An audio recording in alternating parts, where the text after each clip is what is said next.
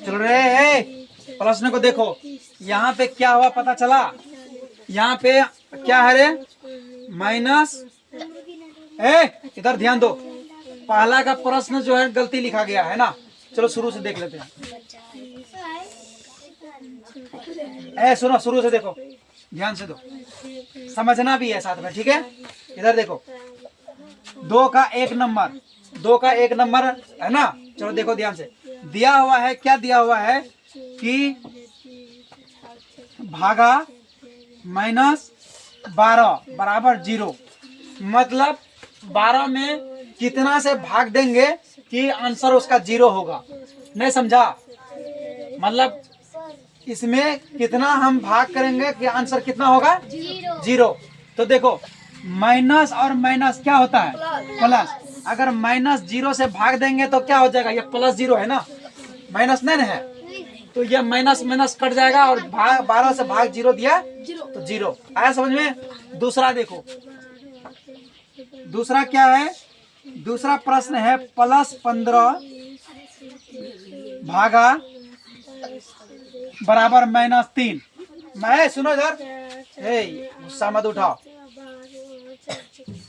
यहाँ पे -3 है और 15 जो है कितने बार में हम कटाएंगे कि -3 आंसर होगा? तो 5 का 12 में 3 बार में 15 आता है। 5 का 5, 5 दूनी 10, 5 या 15 आता है कि नहीं आता है? लेकिन यहाँ तो माइनस है और इसके पास तो प्लस है, तो हम -5 रखेंगे। नहीं समझा? नहीं समझ में? अगर यहाँ -5 रखते हैं तो ये माइनस ऑटोमेटिक आ जाएगा क्योंकि इसके पास प्लस है। जब इसको भाग देंगे 5 या 15, देखो ना, 5 भगा देंगे, 5 या 15 कट गया। यहाँ पे क्या है? ये 15 प्लस में है, यहाँ माइनस रखेंगे तब ना -3 आंसर होगा। नहीं समझा? तो -3 आंसर आप समझ में आया? अरे तुमको समझ में आ रहा है? अंजलि ध्यान दो इधर, आया समझ में? चलो नेक्स्ट देखो आप, तीसरा नंबर देखो। तीसरा नंबर में है -21 भागा बराबर -3। सुनो, तो कितना बार लगेगा कि -3 आएगा? यहाँ तो ऑटोमेटिक -21 है, इसका मतलब यहाँ 7 लगाएंगे तो 7 या 21 -3 आंसर आ जाएगा। आया समझ में? है? अब देखो चौथा नंबर में है +48 भागा -12 बराबर, यहाँ पे हमको आंसर निकालना है। तो बहुत आसान है, 12 भागा 48 करेंगे कितना होगा? 4 में 12 चौके 48, मतलब 4 आ जाएगा। लेकिन इन दोनों के बीच कोई माइनस है तो यहाँ -4 आया समझ में? आया -4। अब देखो पांचवा नंबर में 0 भागा 0 दिया हुआ है। कितना दिया हुआ है रे?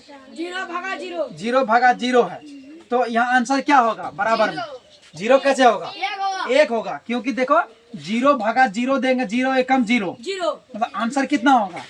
1। आया समझ में? आंसर कितना होगा? 1। अब समझ में आया कि? हाँ। अब छठा नंबर देखो, छठा नंबर में है भागा -1 बराबर +24।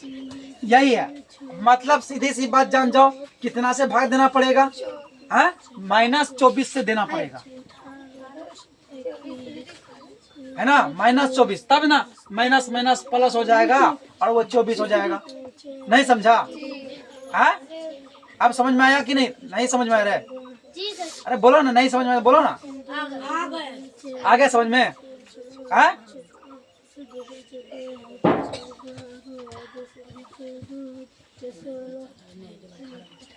अगर समझ में नहीं आया तो बोलो, फिर से समझाएंगे।